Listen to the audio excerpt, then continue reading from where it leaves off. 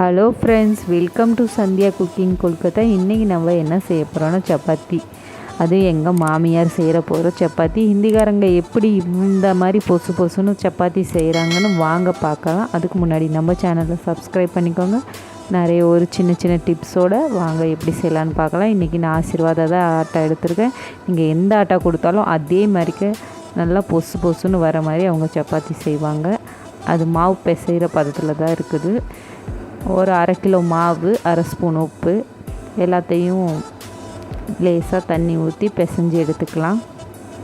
நார்மலாக நம்ம பிசைகிற மாதிரி தான் இந்த ஸ்டேஜ் வரைக்குமே எல்லா சைடுமே தண்ணியை ஊற்றி ஓரளவுக்கு கெட்டி பதம் வந்ததுமே நம்ம இப்போ என்னால் நின்று எல்லாம் நல்லா தேய்க்க முடியாதுன்னு கட்டலில் உட்காந்துட்டாங்க.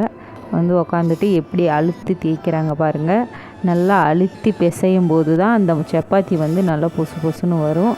நாங்கள்லாம் ஊற வைக்காமலே உடனே செய்வோம். இன்றைக்கி எங்கள் மாமியார் தான் செய்கிறாங்க. வாங்க இவங்க செய்கிறத பாருங்கள். ரொம்பவுமே ஈஸியாக இருக்கும். நல்லா பொசு பொசுன்னு செய்கிறதுக்கு இவங்கள விட்டு ஆளே இல்லாத மாதிரி தான் எனக்கு தோணும். அப்படி செய்வாங்க சப்பாத்தி. ஆனால் நான் பண்ணும்போது ஒன்று வருது, ஒன்று வராமலே போயிடுது, அமுந்து போயிடுது. அவ்வளோதாங்க. நல்லா மாவு அழுத்தி பிசைஞ்சதுமே இதை உருண்டை பிடிச்சிக்கலாம். உருண்டை அந்த அளவுக்கு பிடிக்க மாட்டாங்க. அந்த கல்லில் வச்சு தேய்ச்சிக்குவாங்க. அடுப்பு பற்ற வச்சு கடாய் வச்சுக்கலாம். கடாய் வச்சுட்டு அந்த உருண்டையை இங்கே தான் கரெக்ட் பண்ணுவாங்க. நல்லா ரவுண்ட் ஷேப் கொண்டுட்டு வந்துட்டு அதுக்கப்புறம் நல்லா ஃபுல்லாக மாவுலேயே தேய்ப்பாங்க. தேய்க்கும் போதும் சரி, பிசையும் போதும் சரி, சுத்தமாக எண்ணெயே ஊற்றாமல் தான் செய்யணும். அப்போ தான் சப்பாத்தி நல்லா பொசு பொசுன்னு வரும்.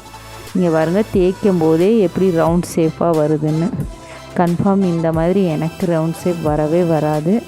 உங்களுக்கு வருமா என்னன்னு சொல்லி கமெண்ட் பண்ணுங்கள். எப்படி வச்சு தேய்க்கும் போதே ஒரு ரவுண்டு தேய்ச்சிக்கிட்டே இருக்காங்க. அந்த சப்பாத்தியும் சுற்றிக்கிட்டே இருக்குது, அப்புறம் ரவுண்ட் ஆயிடுது. ஆனால் சத்தியமாக எனக்கு இது மாதிரி வராதுங்க.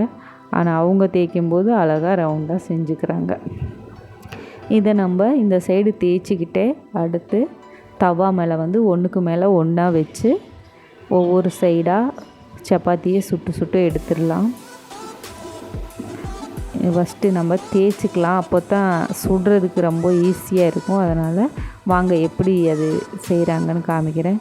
ஒரு சைடு சுட்டதும் அந்த சைடு திருப்பி போட்டு அது மேலே தேய்ச்ச சப்பாத்தியை போட்டுரும். இதே மாதிரி தேய்ச்சி அது மேலே போட்டுக்கிட்டே இருப்பாங்க.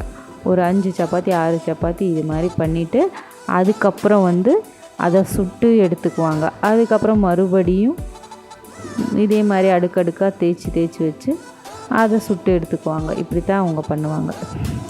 இப்போது நாங்கள் ஒரு 4 சப்பாத்தியை ஃபஸ்ட்டு சுட்டு காமிக்கலான்னு. இப்போ 3 போட்டிருக்காங்களா, இன்னும் 1 போட்டு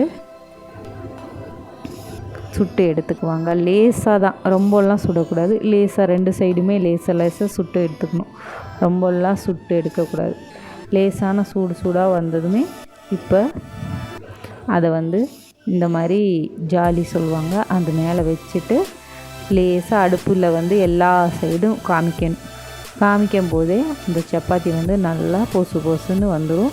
அதில் ஒரே ஒரு சின்ன டிப்ஸ் என்னென்னா, ரொம்ப அழுத்தி எல்லாம் கரண்டியை வச்சு அமுத்தக்கூடாது.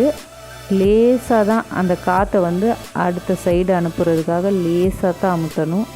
லேசாக அமுத்தி விட்டினாங்களே அந்த காற்று அந்த சைடு போய் நல்லா பொசு பொசுன்னு வந்துடும். இதே மாதிரி நானும் ட்ரை பண்ணேன். ஆனால் எனக்கு ஒன்று வந்துச்சு, ஒன்று நல்லா வரலை. அவங்க இந்த மாதிரி பொசு பொசுன்னு வீங்கினா தான் அந்த சப்பாத்தியே சாப்பிடுவாங்க. அப்படி வீங்கலைன்னா அந்த சப்பாத்தியை அப்படியே வச்சுருவாங்க. ஒரு வேளை அது தின்ன முடியாத பட்சத்தில் தின்னுவாங்க. இதே மாதிரி தாங்க. இதில் வேறு ஒன்றுமே இல்லைங்க. ஈஸியாக தான் இருக்குது.